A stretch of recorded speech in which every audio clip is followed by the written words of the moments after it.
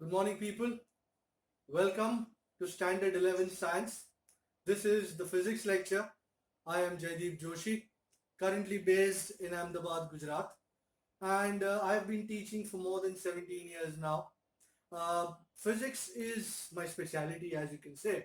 But many people tell me, sir, physics is a very dry subject. आप dry subject कैसे पढ़ा लेते हो? तो यही है कि थोड़ा सा ग्रेवी डालने आया हूँ और कुछ नहीं. We'll make it a little spicy, little interesting, and this is what we usually try to do. But sometimes it becomes dry, but dry चीजें भी कभी कभी अच्छी लगती हैं. I'm sure Manchurian dry, paneer chili dry खाया होगा, अच्छा लगता है. Stay with me and hold the line and enjoy your ride. Okay. We are starting now, and the first chapter. आज पहला दिन है तो शुरू नहीं करेंगे ऐसा नहीं होता. पहले दिन शुरू कर देते हैं यूजुअली. तो पहला चैप्टर है आपके 11th साइंस की टेक्स्ट बुक का, which is called physical world. अब many people tell me, sir ये चैप्टर क्यों कराते हो आप? ये चैप्टर में ज्यादा वेटेज तो है नहीं, कभी कभार ही कोई क्वेश्चन पूछते हैं. It is sometimes that they ask, sometimes they don't ask. But I believe this chapter is a sort of a handshake. आप किसी से पहली बार मिल रहे हो, and for the first time you are seeing that person. The first thing you ask him is, hello sir, how do you do? तो हमको भी तो फिजिक्स को hello sir, how do you do करना है. तो ये हमारा how do you do है. इस चैप्टर में हम फिजिक्स के साथ तालमेल बनाने की कोशिश करेंगे. We will try to find out कि यार तुम में बात क्या है, तुमको क्यों पढ़ना चाहिए हमें, आखिर फिजिक्स हमारी जिंदगी में इतना इंपॉर्टेंट क्यों है. ये सारी बातें प्यार मोहब्बत से इस चैप्टर में हम पढ़ेंगे. ओके, तो शुरू करिए. ओके, इस चैप्टर को शुरू करना है तो सबसे पहले तो बधाई हो, आप लोगों ने साइंस लेके एक बहुत बड़ा काम किया है. बहुत जिगर चाहिए साइंस लेने के लिए और साइंस से आगे बढ़ने के लिए. तो ये साइंस साइंस आपके लाइफ में बहुत चल रहा होगा. 10th के बाद 11th में people come over, they take different types of fields. You have taken science. I'm sure you have an idea what science is all about. Now you will tell me, sir, we have studied science 3-4 years, full science, everything is good. Okay, very well. But science hota kya hai? What does it mean actually? Well, in Hindi we call it Vigyan. I have not written in this since a long time, but this is Vigyan. And the word I would like to stress here is Gyan. So, we are talking about knowledge. But not any type of knowledge. किसी के sir पे कितने बाल हैं या कोई कितनी बार दिन में छींक रहा है, that is not knowledge. What knowledge are we talking about? ये knowledge आता है careful ऑब्जर्वेशन से. केयरफुली ऑब्जर्व करें हम फिनोमिनन को, फिजिकल फिनोमिनन को, उसके पैटर्न्स को देखें, finding patterns,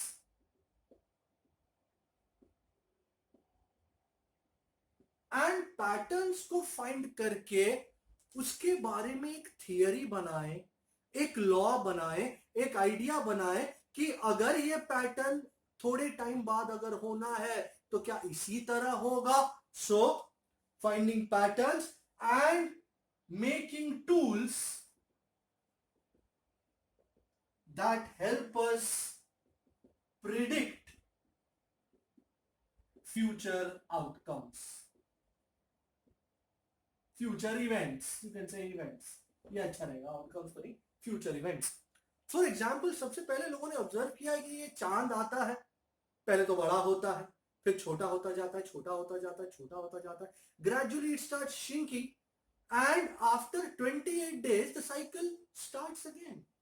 So after every 28 days the cycle starts again.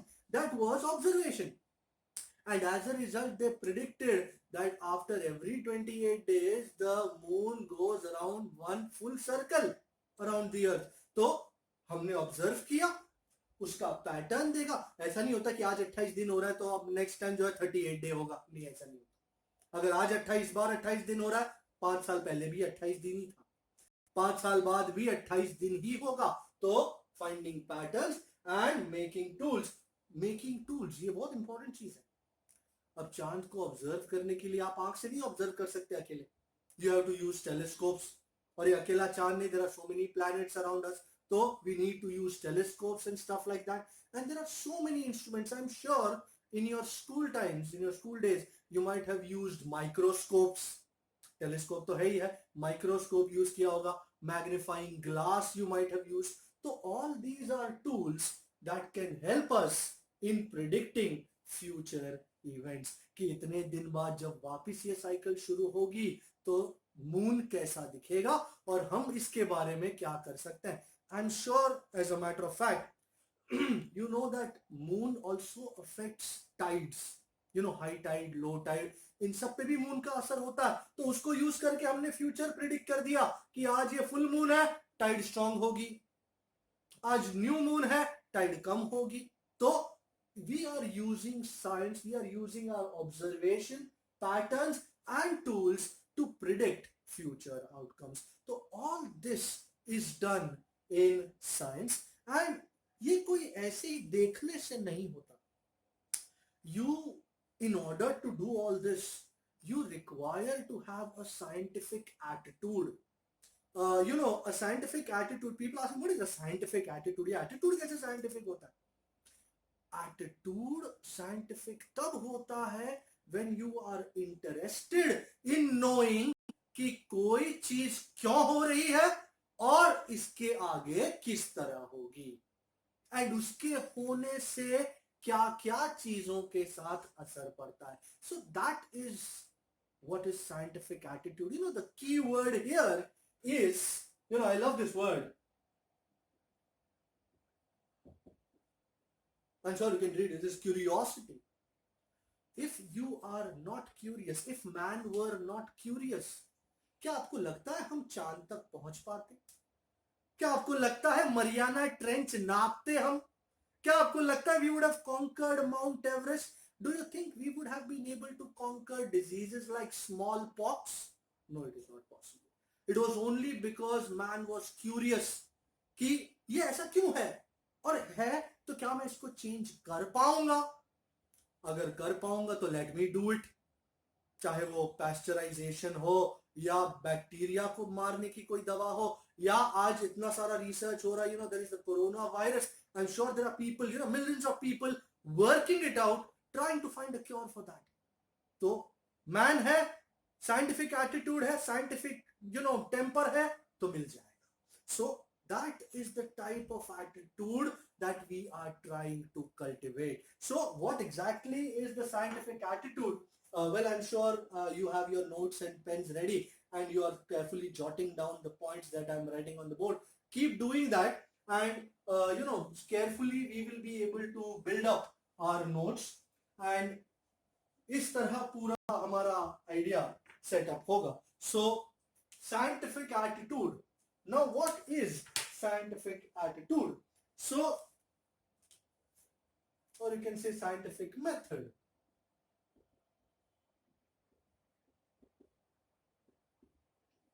क्या इन्वॉल्व होता है साइंटिफिक मेथड में? इस मेथड का साइंस के साथ क्या लेना देना है?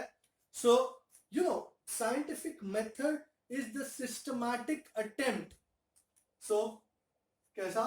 Systematic attempt to understand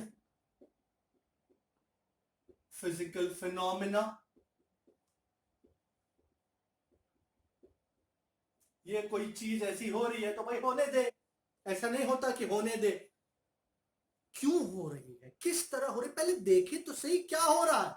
so the first thing is क्या हो रहा है वो देखो पहले. So the first idea is the science systematic attempt to understand the physical phenomena, and is understanding के बाद use that knowledge, use this knowledge to predict, modify and you use this knowledge to predict, to modify and to control phenomena. अब ये predict तो हमने last time देखा, modify क्या idea है modify का, मॉडिफाई किस तरह कर सकते हैं.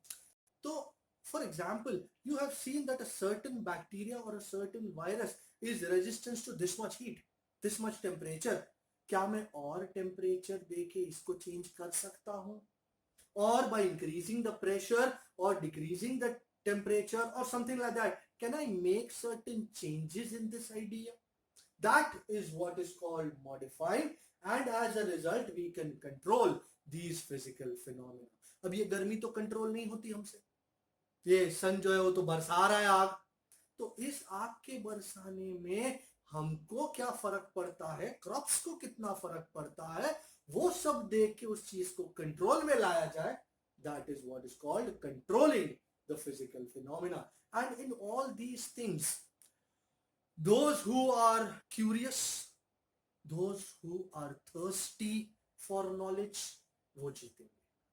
अगर आप में कोई क्यूरियोसिटी नहीं है कि ऐसा हो रहा है, ऐसा होता है सर, भगवान ने बोला है, नेचर ने बोला है, वो हो जाएगा, तो ऐसा नहीं होता. You have to carefully look at it, understand it कि अच्छा इस तरह हो रहा, okay what can be gain about this, why does this thing work like that. वो होता है साइंटिफिक मेथड, वो होता है आपका scientific attitude. Curiosity is the name of the game. So stay curious, stay good. So this is what is scientific method. Now अब ये बहुत साइंस साइंस हो गया सर, आगे भी तो बढ़ो. ये चैप्टर का नाम साइंस वर्ल्ड है या फिजिकल वर्ल्ड है? नहीं, फिजिकल वर्ल्ड ही है. तो अब आया आपका, अब तक तो साइंस की बातें हो रही थी, तो फिजिक्स. फिजिक्स का नाम सुनते अच्छे अच्छे पसीने छूट जाते हैं, सीरियस बता रहा. आई am sure you no Hindi में इसे भौतिक शास्त्र का नाम दिया गया. गुजराती में भी इसको भौतिक शास्त्र कहते हैं. भौतिक मीन्स फिजिकल. नो, फिजिकल का मतलब बहुत कुछ और भी होता है, but let's stay on course. Physical का मतलब क्या है? एनीथिंग दैट मूव्स और anything that can be seen, you know we can find out more about it, that is called physical. फिर समझ में नहीं आया सर क्या ये फिजिकल फिजिकल कर रहे हो, कुछ कुछ पल्ले नहीं पड़ रहा है. ओके, तो एक्चुअली ये वर्ड फिजिक्स जो है ग्रीक से जन्मा है. You know ancient Greek, Greek में, ग्रीस में फिजिक्स के मतलब को, फिजिक्स के नाम का मतलब है nature. People tell you sir मेरा नेचर एकदम अच्छा है, तो क्या मैं फिजिक्स समझ पाऊंगा? ये तुम्हारे नेचर की बात नहीं चल रही है. ये nature, nature means everything around us, everything around us की बात चल रही है. अच्छा बरोबर ऐसा है. You know, in my classroom lectures, I usually in the first lecture I ask students कि भाई 11th में आ गए हो, फिजिक्स लिए हो, फिजिक्स तो लेना ही पड़ेगा, कंपलसरी है. 8th 9th 10th में साइंस किया होगा, फिजिक्स भी आया होगा. क्या क्या किया फिजिक्स में? And they give me a variety of answers. You know, it's really mind blowing stuff. This they tell me, sir magnets देखे हमने, फिजिक्स में मैग्नेट्स आता है, और करंट आता है, ओम्स लॉ आ जाता है, यानी चार्जेस आ जाते हैं, और तो मोशन होता है, वेलोसिटी, एक्सेलरेशन, सब एकदम होता है सर, एकदम जबरदस्त होता है. और क्या होता है सर? और तो पता नहीं क्या होता है, यही सब होता है बस, और कुछ नहीं सर, और पता नहीं है कुछ, हमको ब्लैंक हो जाते बेचारे. और क्या होगा, सारे चैप्टर देख लिए, यही है, यही आ रहा है. मैं कहता हूं एक काम करो, आपके आजू बाजू खिड़की होगी, दरवाजा होगा, कहीं बाहर देखो जरा क्या दिखाई दे रहा है.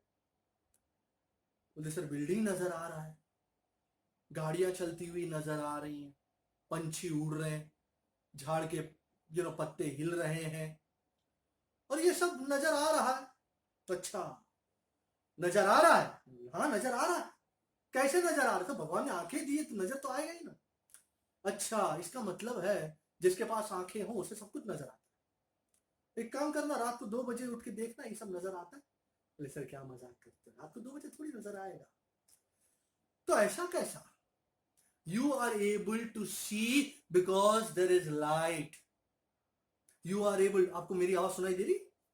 You are able to hear me not because you have ears, but because my sound waves are moving through the air and reaching your ears. So ये सब कुछ, everything around you is physics. ये सब कुछ क्यों हो रहा है? ये बिल्डिंग कैसे खड़ा है? 40 फ्लोर का बिल्डिंग खड़ा हो जाता है, माय गॉड, कैसे खड़ा होता है? गाड़ी चल कैसे रही है? ब्यूटीफुल। ये गाड़ियां कैसे बनी हैं? How does things takes place? How do vehicles move? All this is dealt with in what is called physics. So physics का जो definition है वो एक वर्ड का डेफिनेशन, तुम देख रहे थे, डेफिनेशन एक वर्ड का है, पर इसमें पूरी कायनात आ जाती है। क्या नहीं आता फिजिक्स में? Right from the interior of the earth से लेकर the end of the universe, everything comes under this branch which is called physics. So इसको स्टेटमेंट में बयान करना आसान नहीं है, इसकी रेंज को डिफाइन करना आसान नहीं है, बट हाँ समझना आसान है। Because I guess, I am sure you know Albert Einstein. बोले हाँ सर मैं जानता हूँ, वो नहीं जानते मुझे, वो तो गए अब। Albert Einstein said that if anything is difficult to understand, it is not physics. Physics is simple. Simple ideas, simple explanation, simple formula, simplicity is physics. Albert Einstein ने कहा था मुझसे, मतलब, you understand? So simplicity itself is physics. और इतनी सारी चीजों का हमको जवाब देता है कि क्या बताऊं, कितनी चीजों का जवाब देता है। अब ये मत पूछना सर बता भी दो कितनी चीजों का जवाब देता है। तो इट्स लाइक ये 2 लाइन मुझे याद आती है, मैं हर बार अपने क्लास में ये 2 लाइन कहता हूं कि क्यों चलती है पवन, आखिर किस कलर का है सन, किसने बनाया है ये रेनबो, और क्यों होता है तारों का इतना फेंट ग्लो, किस वजह से है ये मोशन, और पतंग की डोरी में क्यों होता है इतना टेंशन, ये डायमंड में क्यों है इतना स्पार्कल, और कंबल पे चार्जेस क्यों करते हैं इतना क्रैकल। अब इन सारी चीजों का जवाब कैसे मिलेगा? अरे ये फिजिक्स है मेरे दोस्त, इससे दोस्ती करोगे तो तुम्हारी तीनों आंखें खोल देगा। कौन सी कितनी? तीनों। तो तुम बोले सर 2 है 3 कहाँ है नहीं तो शंकर भगवान को होती है 3 आंखें। तो वो 3 आंखें क्यों है? Because he is all knowledgeable. The third eye is here. Third eye कहीं पीछे यहां क्यों नहीं? क्योंकि थर्ड आई डिसाइड्स कि तुम्हारा नॉलेज कितना वास्ट है, तुम्हारा विजडम कितना ऊंचा है। So are you ready to open your third eye? मेरे साथ आओ जी। So physics is the study of nature. So इसको थोड़ा और आगे बढ़ा देते हैं डेफिनेशन को। Study of phenomena and occurring around us,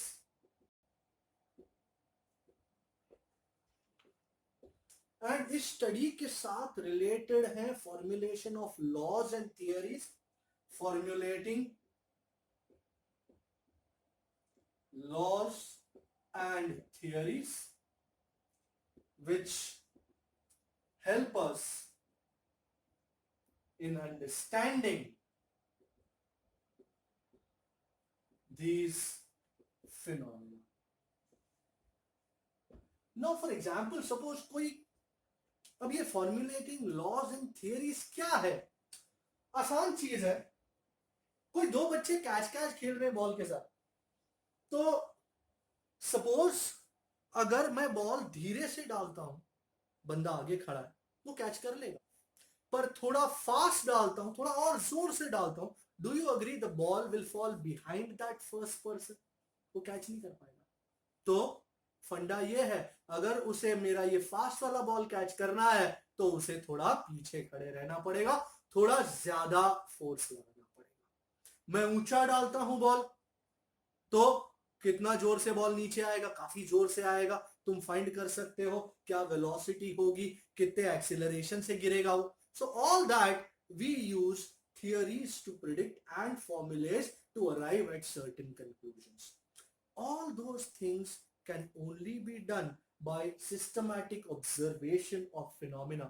For example, you know, 2000 साल पहले, 2000, maybe 2500 years ago, a person observed that the sun rises in the east, comes up and sets in the west. रोज देखता था sun rises in the east, sets in the west. उसने ये conclude कर लिया कि अर्थ जो है वो तो स्टेशनरी है, सूरज महाराज घूम रहे हैं हमारे आजू बाजू। That was the first ever observation. का गलत नहीं था, वो उसका ऑब्जर्वेशन है, वो उसकी रियलिटी। टोलेमी नाम था उसका, शायद नाम सुना होगा, सुना है?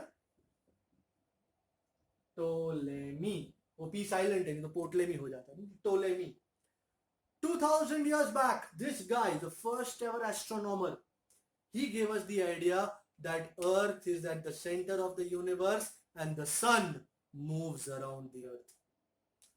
1500 साल तक this idea worked. This was called geocentric theory. Then बंदा आया, 2-3 बंदे आए एक्चुअली। गैलीलियो, नाम तो सुनो, निकोलस कोपरनिकस।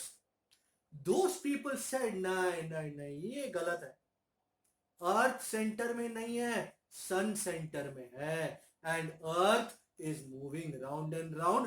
अर्थ बाकी प्लैनेट्स की तरह ही सन के चक्कर मार रहा है। तो ये था बंदा कोपरनिकस। इसने बदल दी थियरी। अब अचानक अर्थ पहले सेंटर पे था, अचानक सन आ गया सेंटर पे और सर्कल में मारने लगे सारे। उसके बाद तो ये भी सही रहा, हाँ 100-200 साल तक ये भी सही रहा। और फिर फाइनली आया दिस गाय, जिसने कहा कि अगर हम सर्कल में जा रहे हैं तो हमारे सीजन्स क्यों चेंज होते हैं। अच्छा, तो केपलर ने बोला कि ऑर्बिट सर्कुलर नहीं है, ऑर्बिट्स एलिप्टिकल है। You know, right now this is the time when we are nearest to the sun. You know, May is the time when we are nearest, that is सबसे ज्यादा गर्मी। 6 महीने बाद we will be on the opposite end. दिसंबर आ जाएगा, हा, बढ़िया खाना, बढ़िया ठंडी, and we enjoy it a lot. At that point of time, we are the farthest from the sun. तो ये सारी बातें इन लोगों के सोचने से और थियोराइज करने से आई। कौन गलत था, कौन सही था? तुम अगर अपने आप को सही प्रूव कर सको तो जो दूसरा पहला वाला है वो गलत हो जाता है। तो कोई थियरी फाइनल नहीं होती कि ये थियरी फाइनल है, नहीं। If you can make a new theory, अगर सारे फैक्ट्स तुम्हारे साथ है तो दैट थियरी बिकम्स लॉ। तो ए ले लॉ, तो इस लॉ को लेकर के दुनिया आगे बढ़ेगी, चीजों को एक्सप्लेन करने की कोशिश करेगी। So as I said, I am sure you are looking at this, as I said, no theory is final. हर बंदा यही कोशिश कर रहा है कि मेरी थियरी सक्सेसफुल हो, मेरी थियरी चीजों को एक्सप्लेन करे। कुछ लोग कामयाब हो जाते हैं, कुछ लोग नहीं हो पाते। It is not like that. You know, long time back there was this guy, J.J. Thomson, and he predicted the structure of an atom. He said atom is like a watermelon. Watermelon का जो लाल colour का part है वो positive charge है, उसके जो black seeds हैं वो नेगेटिव चार्ज है। बहुत साल तक ये आइडिया सही रहा, हाँ भाई सही है। उसके बाद रदरफोर्ड ने चेंज किया, Ernst Rutherford. He gave us the alpha particle scattering experiment, and इस एक्सपेरिमेंट के जरिए पता चला कि पॉजिटिव चार्ज बीच में कॉन्सेंट्रेटेड है न्यूक्लियस में। And finally this guy, I am sure you have known the name, superstar Niels Bohr.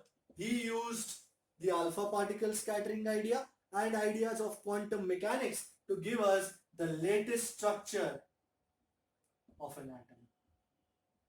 And this structure has been accepted for a very long time. So, theories go on changing, explanations go on changing. The only important fact is that change होना जरूरी है. परिवर्तन गीता सार में कह गए थे कृष्ण भगवान, परिवर्तन संसार का नियम है. So things go on changing, attitudes go on changing, thinking goes on changing, but science goes on moving forward. So the curiosity of man has to go on moving forward. अब थोड़ा आगे बढ़ते हैं, थोड़ा सब्जेक्ट के अंदर घुसते हैं. ये फिजिक्स में हमने इतना सारा इसका आइडिया तो देखा, क्या क्या आता है उसमें. Let us find out कि क्या क्या टाइप की ब्रांचेस हैं फिजिक्स में. You know, you will be acquainted with a lot of branches in these 2 years. आगे जाके भी if you take up engineering or if you take up science as your subject, pure sciences, you will be acquainted with more such branches, but these are the most basic branches which come under physics. So the main branches of physics कौन सी है? सबसे पहली और सबसे important हमारे लिए at least, the first branch is mechanics. Well, in standard 11 ये mechanics बहुत बहुत इंपॉर्टेंट होने वाला है.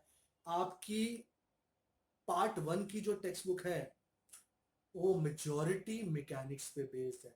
So what is mechanics? I would say the study of motion is called mechanics. So mechanics में क्या देखा जाता है? It is the study of motion. Now motion can be linear motion. तुम चले जा रहे हो, that is linear motion. पंखा गोल गोल घूम रहा है, that is rotational motion. तो इस आपके सारे motions, you know, there is this type of pendulum देखा आपने, झूला, that's vibrational motion. So study of motion translational हो सकता है, रोटेशनल हो सकता है, वाइब्रेशनल हो सकता है, एक्सेट्रा. एंड इन मोशंस के characteristics like velocity, acceleration, force, energy, इन सब का डीप स्टडी हम करते हैं. And we arrive at conclusions. Not only that, we look at equilibrium. Sir ये बहुत बड़ा वर्ड है, इक्विलिब्रियम होता क्या है? कुछ नहीं होता. मैं खड़ा हूं, मेरा मास वेट दे रहा है धरती को, धरती वेट दे रही है मुझे. I am in equilibrium. So that is what is equilibrium. So understand that equilibrium तब होता है हर बॉडी इक्विलिब्रियम के कंडीशन में रहना चाहता है. एंड वो इक्विलिब्रियम के कंडीशन कब आते हैं, किस तरह आते हैं, उसमें फोर्सेस क्या हैं, किस तरह है, वो सब हम स्टडी करेंगे in this topic which is called mechanics. So not only this, we will study devices like weighing machines. We will study devices like spring balances. We will study devices like levers. So all that will be done under this branch which is called mechanics. The most important branch as such. दूसरी branch आती है optics. I'm sure you've written all this. Optics ये भी कम नहीं है. Optics के बारे में तो काफी जानकारी रखते हैं. Optics is the branch of physics which deals with the study of light. Light के मामले में I think in class 10th and all you studied reflection, refraction, etc. So study of phenomena like reflection, the most basic phenomenon, refraction, scattering, dispersion, etc. All this is done in optics, and it is in optics itself that you study, the formations of a rainbow. You study the transfer of light through optical fibers. All this you will study here, and you will also study devices like microscopes, telescopes, etc. All this will be done in optics. Optics is also a very important part. उसमें दो part होते हैं, ray optics होता है, wave optics होता है. All that we will study in later standards. So this is optics. Then we have a very important term, a very important branch. This is called, नाम देख नाम सुन के डर मत जाना, it is called thermodynamics. बाप रे सर क्या नाम है, जबान टेढ़ी हो गई. कुछ नहीं. थर्मो मतलब heat. Dynamic means work. Now for example let me show you a very small example. अपने हाथ इस तरह घिसो, गरम हो गया. You did work and this work was converted into heat energy. So यथा नाम तथा गुण है thermodynamics. So this is about the study of the interconversions of heat energy and work.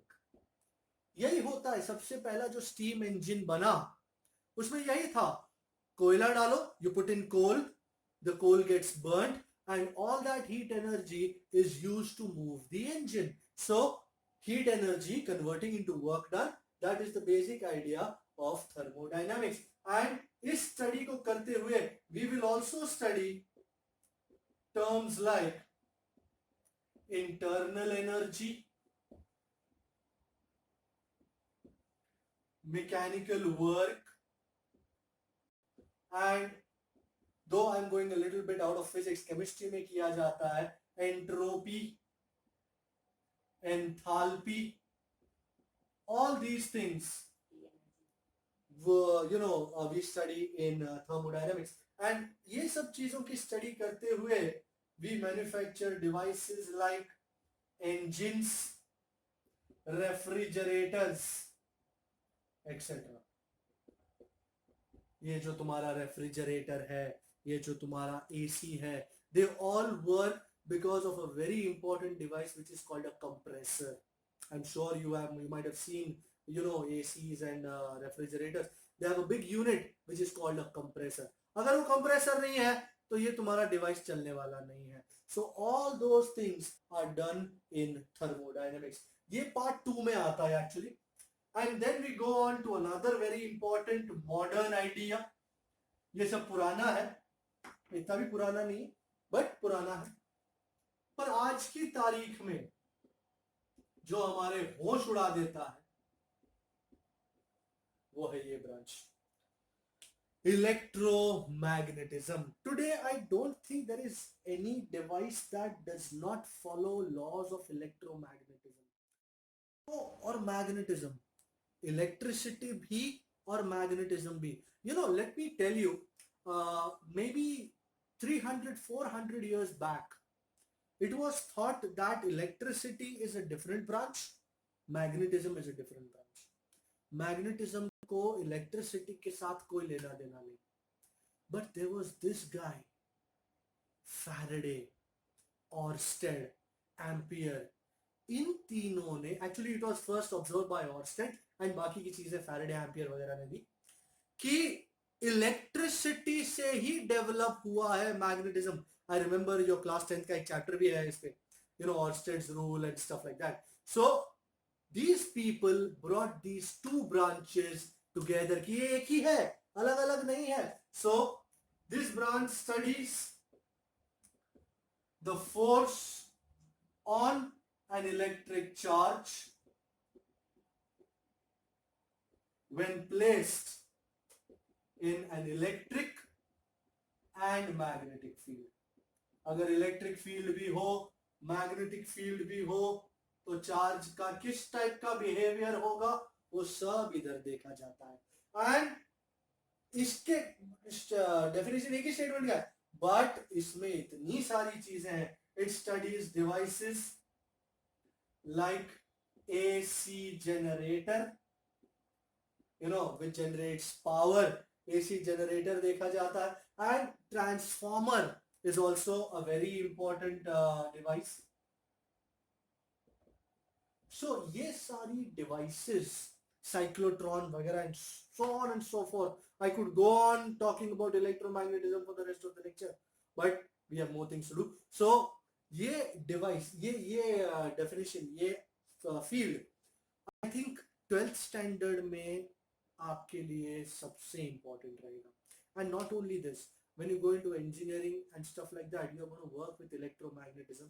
You're going to work with magnetic fields, electric fields. You're going to work with mixtures of this, and you're going to manufacture devices like these. तो ये हो गया electromagnetism, one of the most important branches. ये सब जो है, ये मैंने 4 branches जो किए हैं, these are all in the macroscopic domain. Macro मतलब बड़ा, जो दिखता है. Laboratory level, terrestrial level, celestial level, बड़े बड़े लेवल्स पे आप देख सकते हैं उसका असर. All that happens in macroscopic domain. Another is the microscopic domain, जो आपको दिखाई नहीं देता पर होता है. और इसी माइक्रोस्कोपिक डोमेन्स में कुछ कुछ चीजें आती हैं माइक्रोस्कोपिक डोमेन में, जो मॉडर्न फिजिक्स कहलाते हैं. मैं डेफिनेशन चालू ही रखूंगा.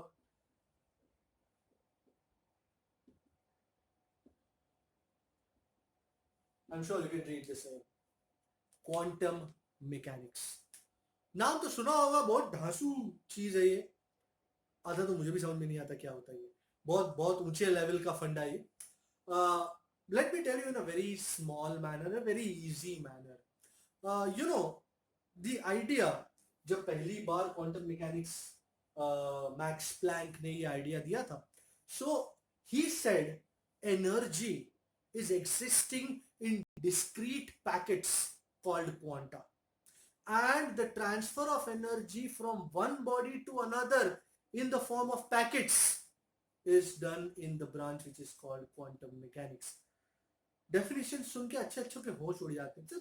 एनर्जी पैकेट में मिल रही है, हाँ एनर्जी पैकेट में भी मिल रही है, एंड इस पैकेट का डिस्क्रीटाइजेशन, पैकेटाइजेशन, क्वांटाइजेशन जब होता है तो ऐसे ऐसे फिनोमिनन पैदा होते हैं कि आपको यकीन नहीं आएगा कि ऐसा होता है. Can you imagine an elephant squeezing out of this big hole? मैं सपोज 1 फुट रेडियस का होल बना दूं दीवार में, क्या उसमें से एलिफेंट बाहर हो सकता है? यू विल से सर क्या मजाक कर रहे हो आप, तबीयत तो ठीक है आपकी, एलिफेंट क्या मैं भी पास नहीं हूँ.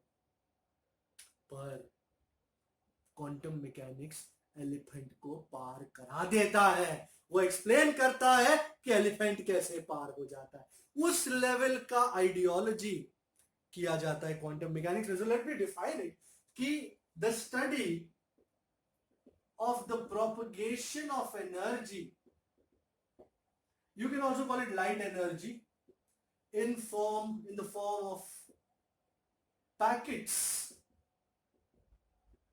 called quanta.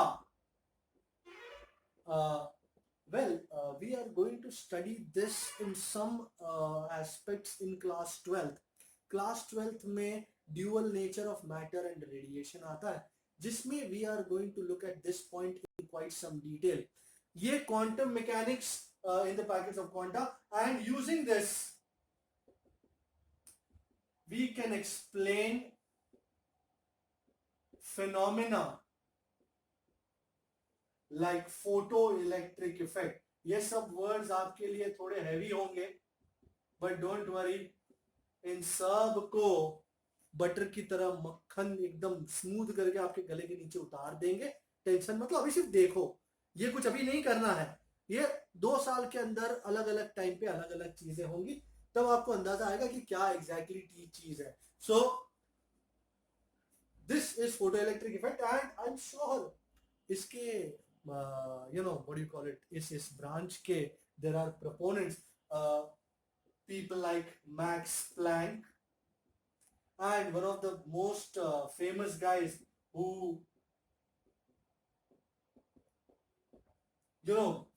इसको इतना प्रोपेगेंडा दिया उन्होंने, इतना फेमस किया. The guy was no one else than Albert Einstein. He explained photoelectric effect, and इस तरीके से क्वांटम मैकेनिक्स की चर्चा पूरे दुनिया में होने लगी, एंड पूरा फेमस हो गया. तो ये होता है क्वांटम मैकेनिक्स. फिर ऐसी तो बहुत सारी ब्रांचेस हैं, अगर मैं करने जाऊं तो बोर्ड भरता ही जाएगा, बट कुछ कुछ ब्रांचेस के बारे में आपको मैं बता देना चाहता हूं.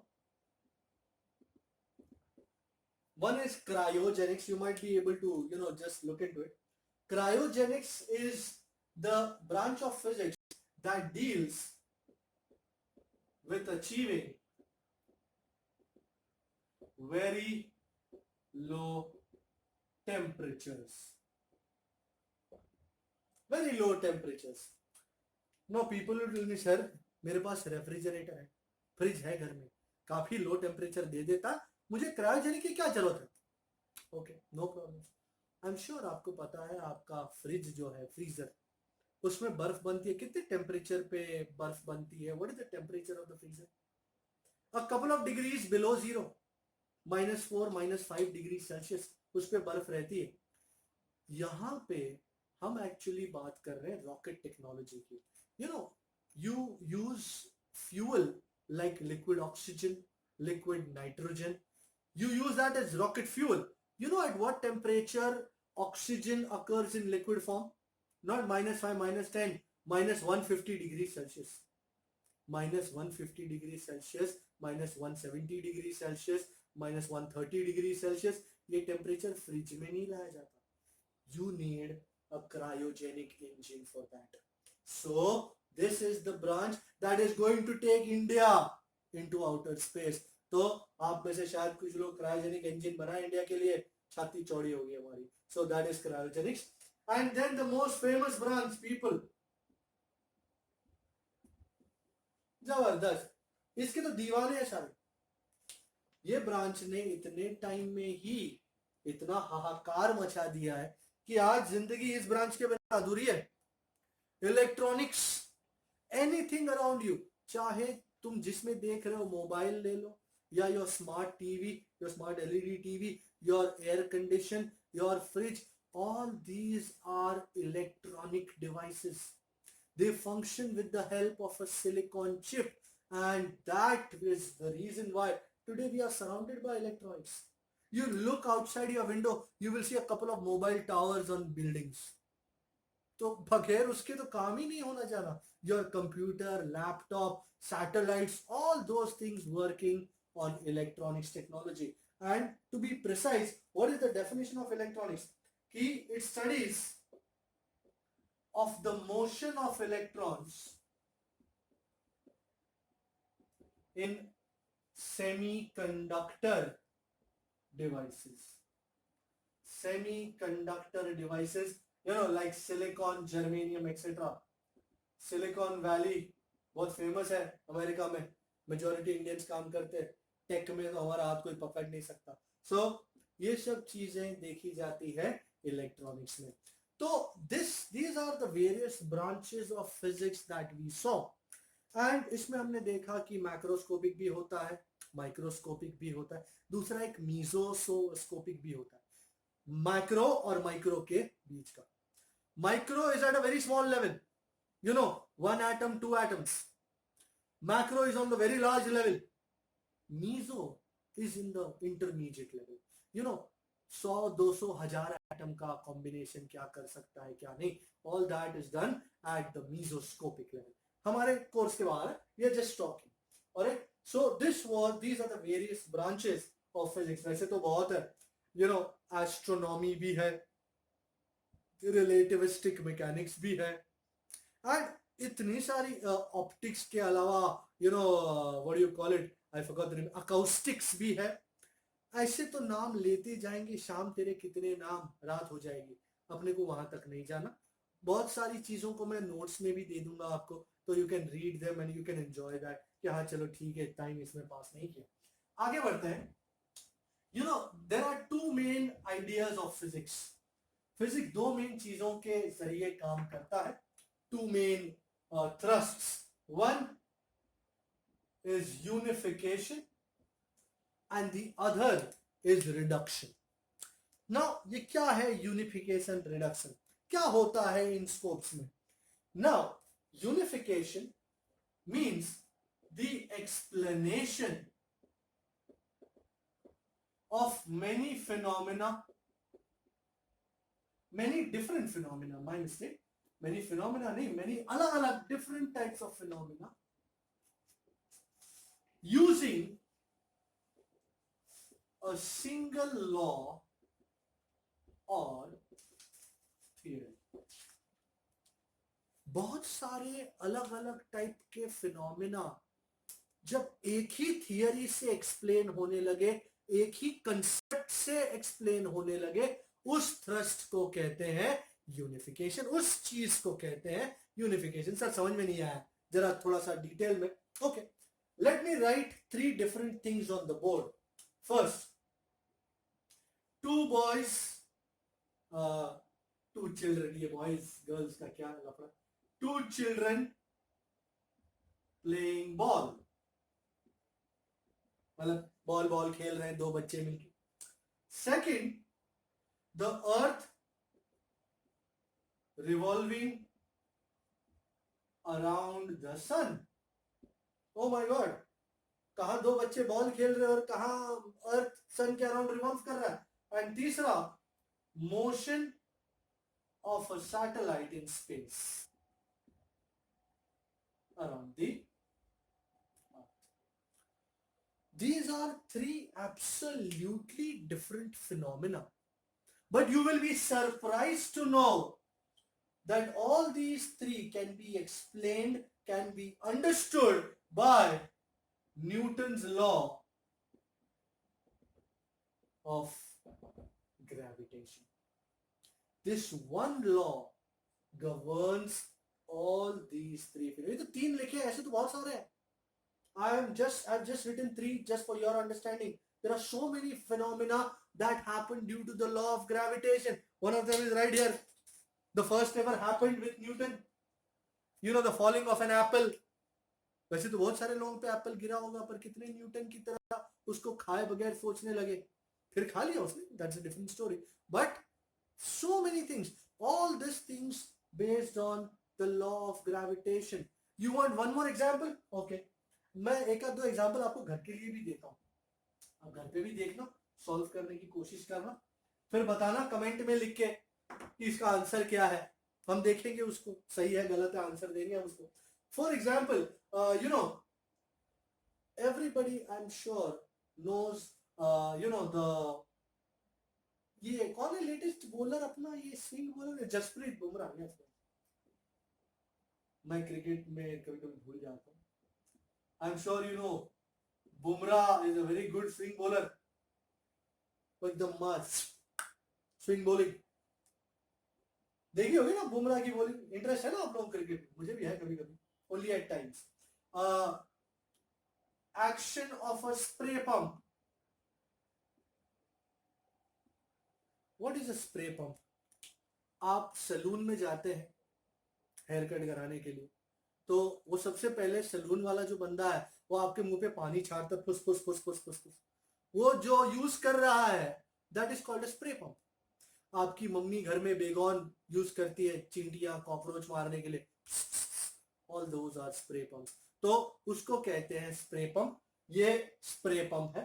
And finally the third thing, you know, एक और एग्जांपल था मेरे पास इस चीज का. स्प्रे पंप के अलावा भी, you know, you might have seen aeroplanes in action.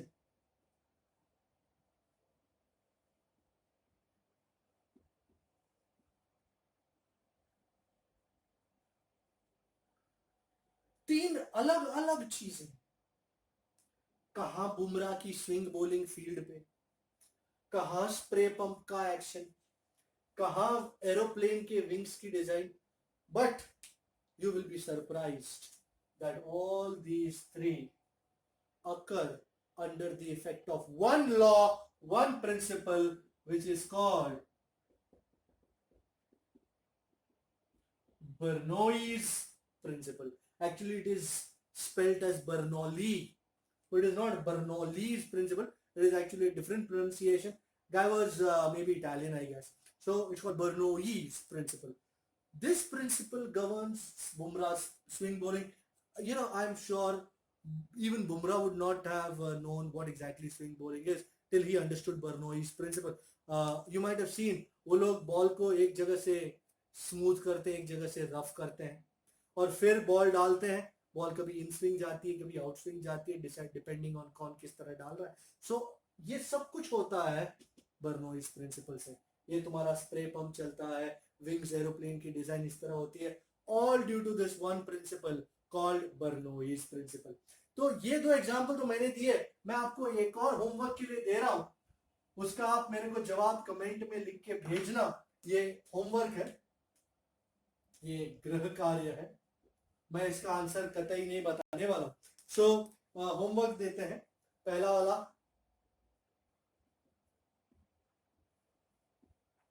Plants taking nourishment from the soil, ये पहला है। दूसरा, burning of an oil wick lamp, John wick नहीं, oil wick, and action of carburettor, आपके पिताजी की गाड़ी में कार्बोरेटर है, इन एन इंजन। मैं जानना चाहूंगा ये तीनों किस एक्शन, किस थियरी की वजह से ये तीनों होते हैं। तो इसका आंसर आप मेरे को, ये होमवर्क का नंबर 1 है, you can call it A, I don't mind. तो ए का आंसर क्या है, आप वीडियो के बाद कमेंट में लिख के भेजे। अगर आपका आंसर सही है तो बधाई हो, नहीं है तो पढ़ते जाएं, कोई दिक्कत नहीं है, कुछ लूट नहीं है।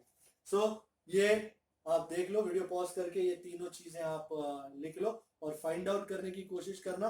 World wide web is a very big web, you can find out a lot of things. एक और दे रहा हूं, ये बी होगा, बी फॉर बॉम्बे।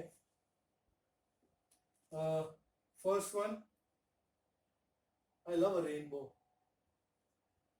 बट थोड़ा राह देखना पड़ेगा रेनबो के लिए, इस बार बरसात लेट है।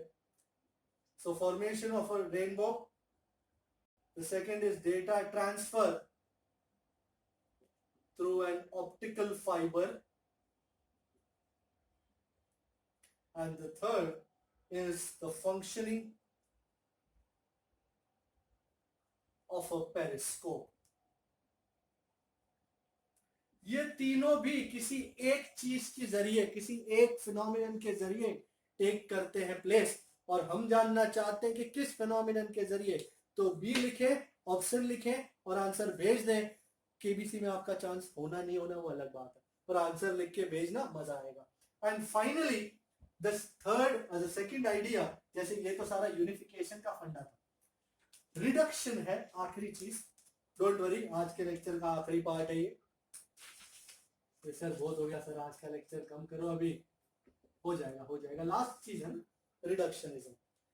रिडक्शन का मतलब है कोई एक चीज, अकेली चीज एक्सप्लेन नहीं हो सकती, उस एक चीज को समझने के लिए बहुत सारे उसके पार्ट्स को समझना पड़ता है। तो the understanding of one major concept using a lot of smaller ideas is called reductionism. You know, for example, I will give you a couple of examples. मैं ज्यादा कुछ इसमें नहीं डालूंगा। You know, for example, thermodynamics, ये जो branch है, कोई ये नहीं कह सकता मेरे को पूरा थर्मोडायनेमिक्स पता है, नहीं हो सकता, क्योंकि इसमें बहुत सारी चीजें समझनी है। पहला तो वर्क डन क्या है वो समझना है, फिर हीट एनर्जी का गिव और टेक कितना हुआ वो समझना है, फिर चेंज इन टेम्परेचर का किस तरह हो रहा है, टेक प्लेस, वो समझना है, चेंज इन एंथैल्पी कैसा हो रहा है वो समझना है। तो कोई ये नहीं कह सकता कि मैं एक थर्मोडायनेमिक्स पूरा समझ गया, नहीं, he has to understand in turn separately all these things. Second example इसी बोर्ड पे लगा देते हैं, जगह नहीं है दूसरी। तो कार या व्हीकल, कोई एक बंदा कार नहीं बना सकता, बिकॉज एक कार अकेली चीज नहीं है, there are so many things working out. For example, सबसे पहले इंजन बनाना पड़ेगा, पेट्रोल इंजन है, डीजल इंजन है, किस टाइप का इंजन है, बड़ा इंजन है, छोटा इंजन है, कार है, ट्रक है, क्या है. तो that will decide the idea, that would be the engine. Second would be the choice of tires. You know, which type of terrain are you looking at? Are you looking at good smooth roads, or are you looking at rough earth, or are you looking at rocks and boulders? You're looking at a 4x4 or a 2x4 or what? So that would be the choice of tires. Then not only that, तुम्हारी गाड़ी के पिछवाड़े में से जो धुआं निकल रहा है, उस धुएं को भी तो ट्रीट करना है. You have to have good exhaust technology, you know, BS4, BS3, BS5, all these are sages. So exhaust technology, how are you treating all those gases? All that has to be studied also. So while making or manufacturing a car, these are the different types of departments, the different types of ideas that have to be taken each in turn, and then one single idea can be made. So this is the idea of reduction. And आज का lecture यहीं समाप्त. घंटी बज गई, टोंग टोंग टोंग, पीछे से मुझे कह रहे बहुत हो गया सर, अभी ये बहुत कर लो खत्म. ओके, तो खत्म कर देते हैं. अगली बार जब मिलूंगा तो इससे आगे बढ़ेंगे. कमेंट करके बताएं कैसा लगा, क्या लगा, and if there any changes, if you want, this is my style. You know, I tend to explain things going out of the way, also going out of the textbook also, but I tend to make things easy for you, break them down. Next lecture we'll be studying about the scope of physics, the you know, what do you call it, the giving, what physics has given to society, the contribution of physics to society and technology. We'll be studying all that. So till that time, if there are any doubts, if there are any queries, I'll be putting my number on that. You can SMS me, you can call me, you can WhatsApp me on a different number, but stay in touch. Thank you. Happy solving. See you soon.